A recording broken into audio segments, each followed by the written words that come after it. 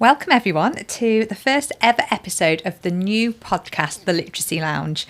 So this is a brand new feature from the Literacy Company. We want to come on and share tips and ideas with you from our own experiences and also let you know a little bit more about what it would be like to have us come in and work with you in school. We want this to feel really relaxed. We want you to enjoy listening to what we have to say. And for now, we've got some ideas for discussion, but eventually we'd really like you to be involved as listeners. So if you do have any topics you'd like us to talk about, we'll let you know how you can send those in to us. To start us off on this first one then, you've got myself, Sian Collinson, and Alison Riley's in here with me in the Literacy Lounge.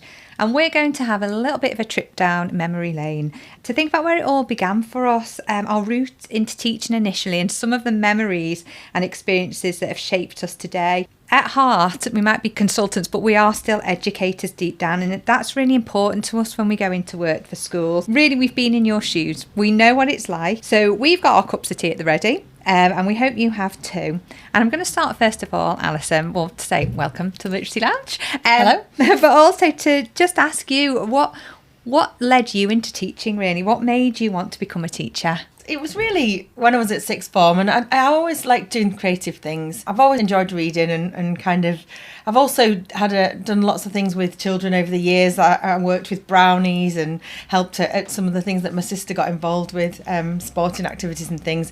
But I did a kind of a work experience in a school, and I really enjoyed it and really enjoyed working with the children. And this will make you laugh to anybody who kind of went to school in the 90s. I did one of those jig cal things where you had to colour in the circles and it mapped out a career path for you. You had to it was like a questionnaire, and it came out at the top for teaching for me. So that was one of the things that... I was supposed to be a lawyer. Oh, were you? Yeah, I was supposed to be a lawyer. Mine was either a teacher or an engineer. Oh, no, I can see you being an engineer. I like making things. Well, we've needed Alison's help today with the screwdriver and getting all our kit set up for this new one. I know, it was... I like fixing things, yeah. And then I went, after sixth form, went to what was Chester College, it's now the University of Chester, and did my teacher training there and met lots of people. And it's quite nice really, because that's the great thing about kind of being in education around this area. We bump into people all the time that there were alumni of Uni of Chester, and are still teaching now or are head teachers or have education companies like ours. Yeah, there's a lot of people, aren't there, that come to uni here and seem to settle, which... I'm a Chester native born and bred, so I think we've chatted before, we've just probably missed each other. I think when you were here, I probably then went off to uni, and so I don't think our paths ever crossed really when you first came up here. Yeah, you're a Chester native and I've been here 25 years, which... Oh, even longer than that. Yeah. I don't know how. Yeah, 30 years now. Well, I didn't do teacher training. I originally trained, I wanted to be an actor, so I originally trained in theatre and media drama. So I kind of like to say now, with Nativity and all of that, I am Mr. Maddens. I went into theatre and education. I did all those Christmas plays. I did Shakespeare. I'd get a van and travel around the country. And I came to teaching a bit later because I'd be going and doing those things and I'd really enjoy the interaction with the children. And then the children would go off with the teachers to do all the follow-up work on whatever we'd done.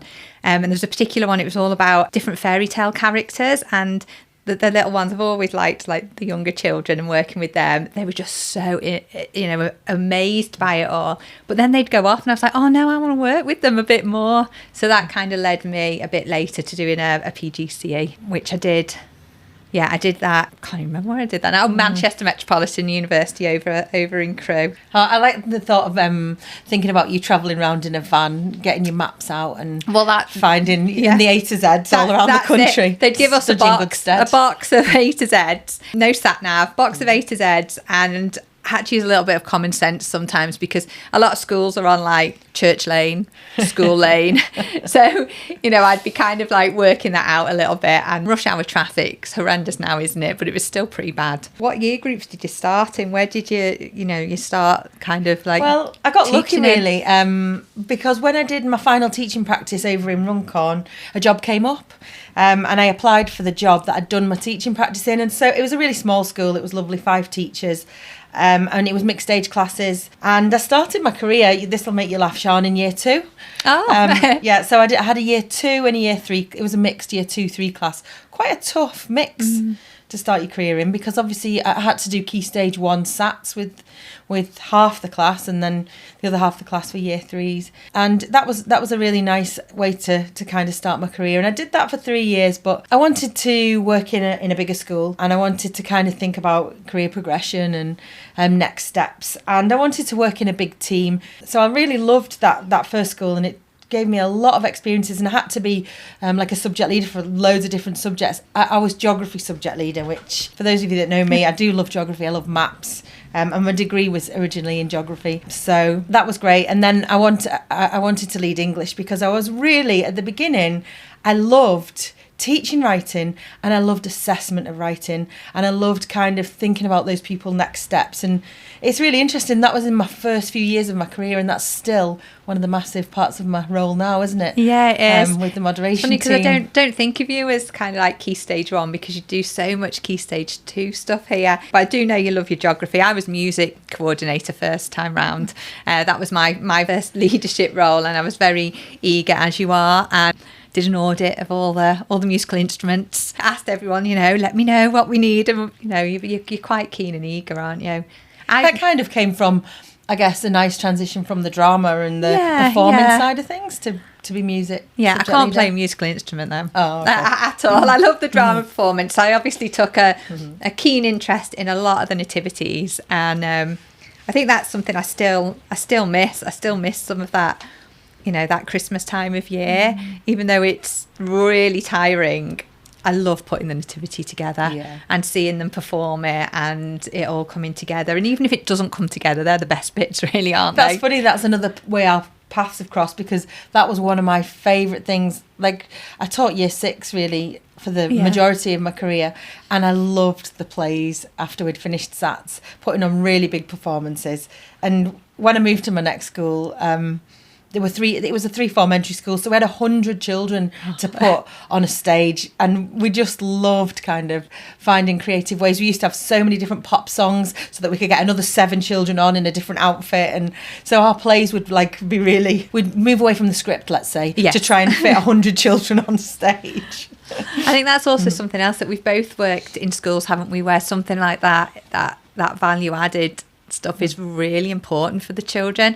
And that also links to when I was doing the theatre and education. I was so passionate about taking theatre to children that couldn't go to the theatre, and we're really lucky now in Chester because we've got Story House, and things seem a bit more accessible, but a lot of things are so expensive. So I used to think it was really important to take plays into school and to let children experience that. And my after school clubs, I'd always do the drama after school club, and things like that, making sure they could experience it. Well, I mean, again, I guess I think one of the things that I really loved when I moved from the smaller school to the bigger school, there'd been a couple of strong English subject leaders that came before me. One of them was actually our Kath Richardson. She worked at the school before me, but our paths didn't cross. But she put the English curriculum in place, which is amazing, really. And then when I went and I was subject lead, I was able to tinker with it. But even back then, and we're talking probably 2004, we really valued a text-based approach, and the kids we just loved our English lessons. We just spent time enjoying books and just really teaching reading and writing through a text. And I was really passionate about that, making sure that we had the best text available to look at, and I kind of, that was where my role grew, really. I started off as English subject leader and then became a senior leader, and which was a great experience, because in a 3-form entry school, when you're a senior leader, and I was kind of the lead for year 5 and 6, so that was 6 classes, so you could really enjoy that kind of leadership experience and be part of a bigger team. Yeah, I've never been in a team that big. I started off, I think, just 1 form entry, a maternity cover, but I did see the whole year out. That was in year 2, and then 1.5 form entry. And then before I came here, my last school was a really small school, so I had all 3 year groups of reception 1 and 2. Oh, that's an interesting mix. Well, I remember in my teacher training, actually, I did do a small school in my teacher training, and when you get the list of where you're going, and mine just said Key Stage 2 next to it, and I was like, oh, there must be some mistake. It doesn't tell me which year group. No, you're doing Key Stage 2. I was like, oh, okay. The year 6s did go out for extra practice, but yeah, I had a whole Key Stage 2 with me. And a small school, it's quite interesting because you have siblings in the class as well. I've taught twins and that before, but having siblings in a class gives it a different dynamic. But yeah, that I've never been, like I said, in a school that big. I quite like a small school, that kind of family element, but you do have to wear a lot of hats. Yeah. And we see that, don't we, when we go into schools, when people are saying English lead, Senko, deputy head. There's a lot of hats that people have to wear. I think that's what's good, that we've had that experience of a range of different schools that we can kind of empathise, because a big school's great in terms of the roles are shared out, but communication is really difficult. And when you want to lead on something or you want to make a change, that's a lot of people that require the training, the information, communication, the support. We obviously understand subject leaders have those challenges in small schools and larger schools. I think sometimes, and again in large schools, I mean, you go in a 5-form entry school now, don't you? It has 4 floors. Well, sometimes I think people have told me that they tend to then really just stick even more just to their key stage or year group, because you've got the equivalent of a school, haven't you, of another school just in that year group. So there's not as much mixing. I did love my bit of teaching reception, and I do, I mean, you know, my heart is in infants. It's where I naturally feel more comfortable. I mean, I've enjoyed teaching. I have taught 3, 4 and 5, 6 in parts, but that is where my heart is. But being in reception is just such a different way of thinking and mindset. You haven't got lots of marking. I mean, the marking you used to probably have to do, in year 6 in writing, particularly the old curriculum as well, and the way we used to mark writing. But that getting in there and interacting with the children, it feels just like really, I don't know, a real privilege to be with them when they're so young, and hearing all their wonder. And that's one of the reasons why when I applied for my PGC, I was just adamant it was primary. I really wanted to do primary, didn't even consider secondary, because I thought, right, this is the building blocks, these are the foundations of a child's schooling and life. And if we can inspire them, like the things you've done as well, if we can inspire them now, it just really, hopefully, has set them. You sound a little bit like you've written the writing framework, Sian. Well, that's a funny thing. It's all about those early but that's a funny thing about things coming out, isn't it? That, it feels like it fits with our beliefs. It fits with our beliefs. Our beliefs as a company, but also beliefs, like I said, I know we're not teaching anymore, but I still see myself as an educator. I might not be in school, but I still sometimes think we think like teachers still. There are a few habits that you can never lose. I don't know if you've got any, but it's still really hard to go to IKEA without thinking, ooh, let's get this, let's get that. That'd look nice in the classroom. I still buy postcards in art galleries everywhere I go, and collect things in case I might need to show them to a class. And books. Well, I know we obviously use books in this job, but you can't help but think about everything you do. You're thinking about, if I was in school. or what could I do with this? What could I plan from this? And that's what's really lovely when we have planned units. I love that creativity. I mean, as you know, and people that have worked with me know, my drawing skills do not exist. I have got some stories of having to draw things on the boards in these year 1 children going, good try, miss. It's like, it looks nothing like it. Having to draw the pictures of a story, no way could I ever do that. But that creativity of getting a book or getting an object and thinking, what could we do with this? And that whole thematic approach when you could think, right, well, in your DT we could do this, and in our science we could do this. I do miss that about being in schools. And we were chatting about this the other day, weren't we? Reflecting on probably about 15 years ago, we kind of went through a phase in schools where we were trying to make our classrooms a bit similar to EYFS rooms, where they were a bit more interactive and engaging. And we did a World War II topic, and I built an air raid shelter in my classroom. I can imagine that. The kids loved it. I used to love thinking about different displays, and you wouldn't have caught my classroom having a wiggly corrugated border. Whereas wasn't for me. I would have loved this day and age where everybody has the Hessian background and the ivy. I mean, I think that would have been really nice, and I like the idea of it being really calm. But my classrooms, I always tried to make it fun. And when we did a superheroes topic, I brought in loads of Archie's superhero figures, and it's surprising because, as I said to you before, I taught year 6, but year 6 is still love to play. They love to look at a picture book, an annual, and they're only kids for those 7 years. We've got them in a primary school, aren't they? So it is nice to give them those experiences, and I think that's probably what we try and bring to our units, isn't it? Some of the nicer experiences. Yeah, definitely. And I think, anyone that's used the units will know that maybe some lessons we've put a little bit too much in. Really? Yeah. I don't think anybody's ever mentioned that, Sian. and that's exactly for that reason, because we've got so passionate and excited and thought, oh, we could do this, we could do that. My classroom, things were never hung up straight. Oh, so I'd have come round and straightened it. Plenty of TAs came round and straightened my classroom for me. I mean, I just cannot see it. I really can't see it. It's the same when you say to me that box is black and not blue, and I'm like, I really can't see it, particularly when it's really, really thin. But yeah, displays were not my thing. And I mean, like I said, I was always happy to like turn the lights off and get under the tables and do all those kind of things. But craft would bring me out in a cold sweat. I'd be modelling art and putting so much into it. Also, I did used to draw on my dad's skills, because my dad does watercolours, so I used to drag him a couple of times to do little art demos. I brought my mum in to do cooking. We made little chocolate Christmas puddings. See, all of that is so lovely, isn't it? But I'd spend all this time doing it, and then I'd hand out the stuff, and year one, and I'd kind of like turn round, and then they'd be like, done, I'm done, miss. And that is like, I'm okay, because, they've just done this drawing or something. So certain subjects are really hard. But going back to what you said about year 6 wanting to play, obviously we know budgets are tight at the moment, but there's been different initiatives along the years, and we got some funding once to do like tutoring for children. Oh, yeah. So they'd come after school, and they'd obviously be coming to my year 1 classroom, and they were key stage 2 children, and their eyes were just like this all over the place. And they said things like, oh, we miss being able to play.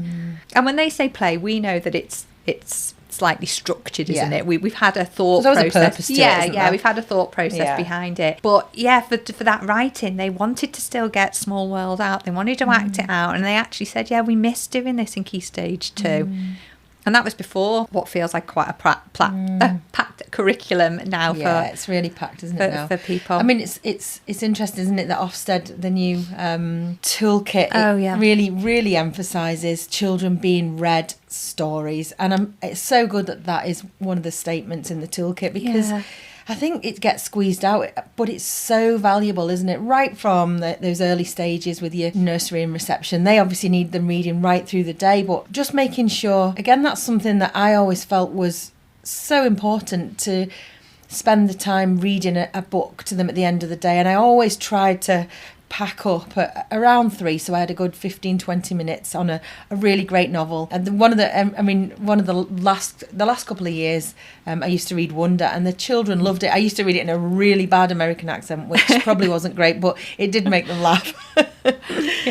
So I'm glad that's going to be a focus. And I kind of missed out on that a bit, again, being more with the infants. So I know Key Stage 2 and teachers at Key Stage 2 teachers, you're really into your novels, aren't you? Whereas I was very much more the picture books, because that's what we'd do. But I do remember from my primary school days, and you've already said kind of like children of the 80s and 90s, it was very creative, wasn't it, in an 80s primary school. I think I just felt like I did art all day, but at the end of the day we went back into our classrooms, because it was like open plan again, 80s open plan, and we'd end the day with a story. And it's that anticipation of what comes next here in the next chapter in a story. So important, isn't it? I always say to my own kids, I'm always trying to encourage them to read, and I've said it so many times now that they quote me back, but I always say it grows your brain. Like,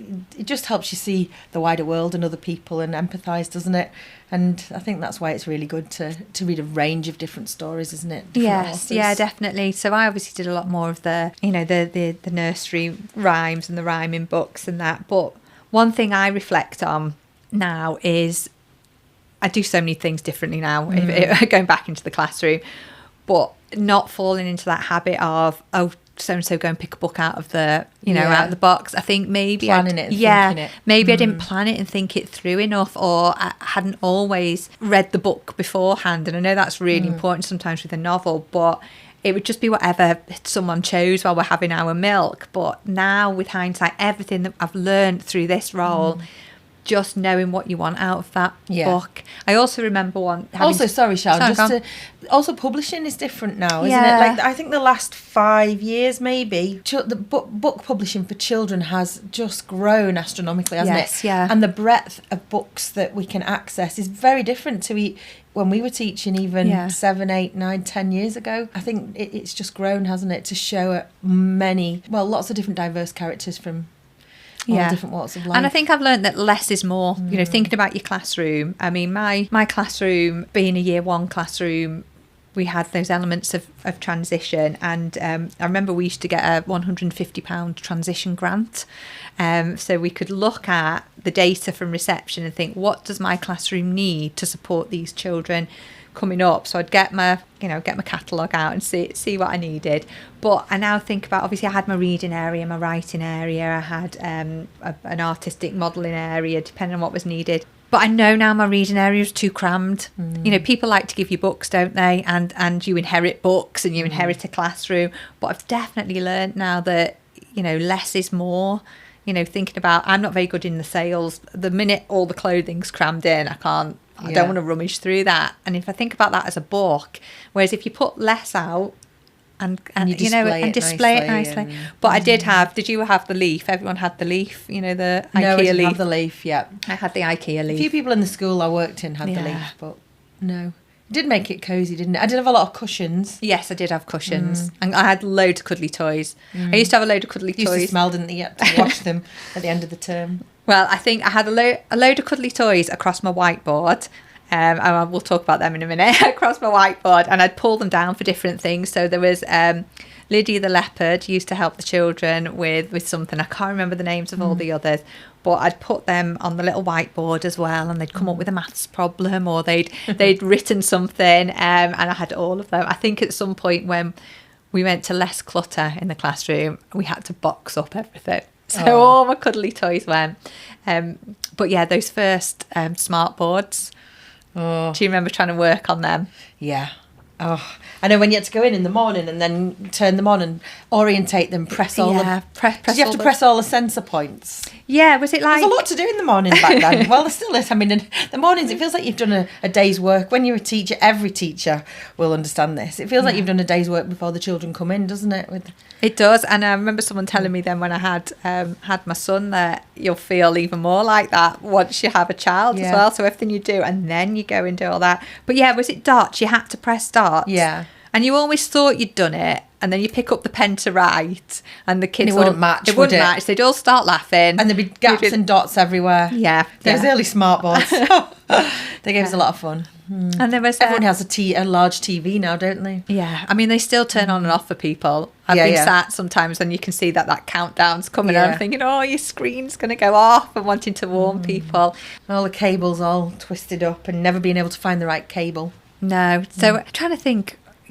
The hours I probably spent as well making those, you know, slides and building them up. They're probably more in Remember maths. that hide and reveal tool as well? Oh, yeah. Used to show little bits of things. Like a little... and visualisers when they first came in. That was a... I don't think I ever had a visualiser. It was so good. No, I never had a visualiser. We had we did an AFL project, so we all got visualisers so we could mark our writing or maths or whatever underneath the visualiser so that you could share it and do it together, show the pupils how to edit. I think they're great, and I think they're great when I go into schools and I see them, but no, I never had a visualiser. I mean, I had lots of things that people are talking about again now, like talking tins and things like that for children to rehearse.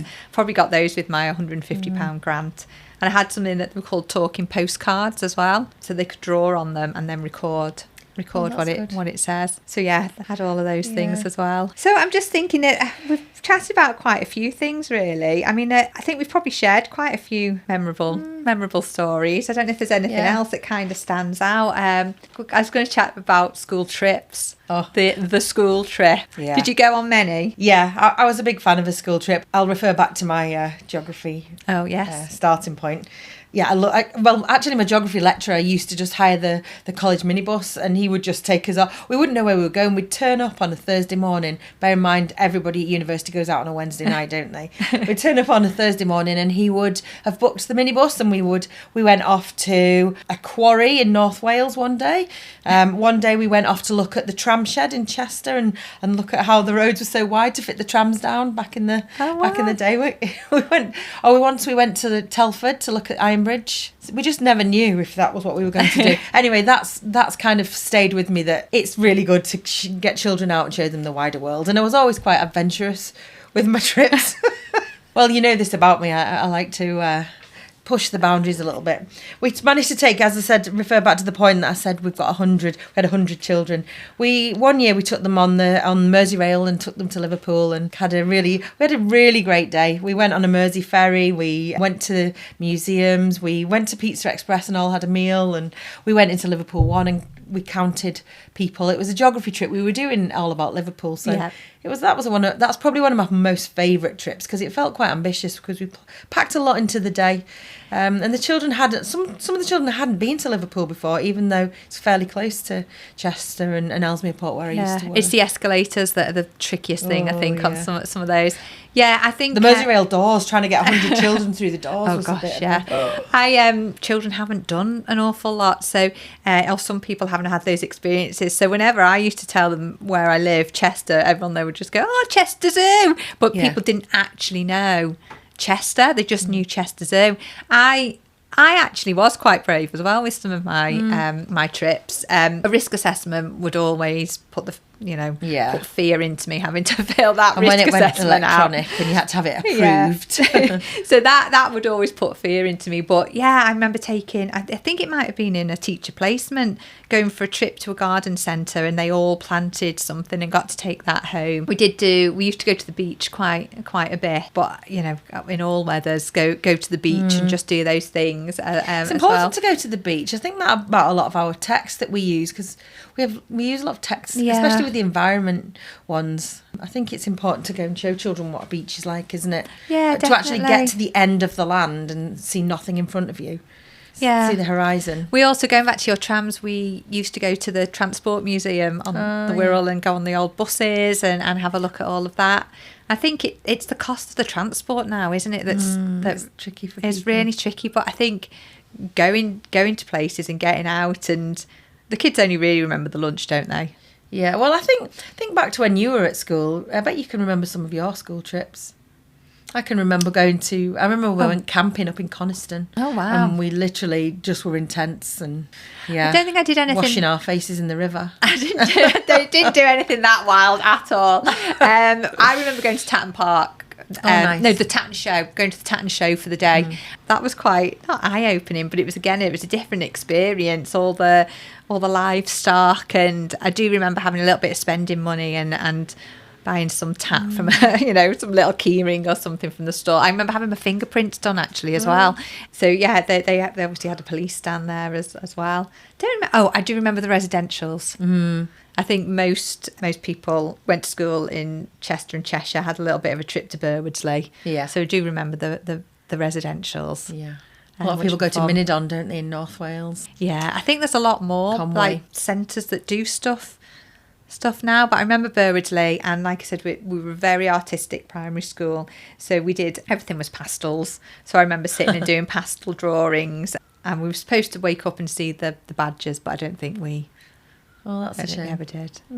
I never really liked the food though on a residential. No, but again, 80s food was not. It was very beige. Yeah, very beige, not the best. Finder's crispy pancakes and fish fingers. Yeah. I did like some crispy pancakes. Yeah. Well, what do you think?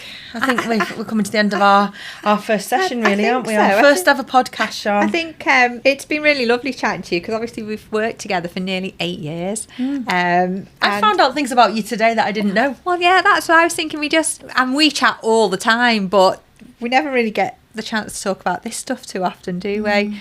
We don't just talk about work all the time, but work's always there. But I've got one more question for you before we go. We thought it'd be really nice if at the end of every episode we just had a little chat about maybe a book. People might have seen me recommend Katya Barlam books before on Instagram and things, but I'm a massive fan of Katya Barlam books, because I just think she really gets children, and she understands all the different family situations that and kind of friendship issues that children have to go through. So I really recommend her. She's a great writer for upper key stage 2, so year 5 and 6, but also into year 7 and 8. I think October is one of the best books I've ever read. But the one I wanted to recommend today is Ghost Lines, which I've got a really great copy, and it's got a sprayed edge which has puffins around the edge of it.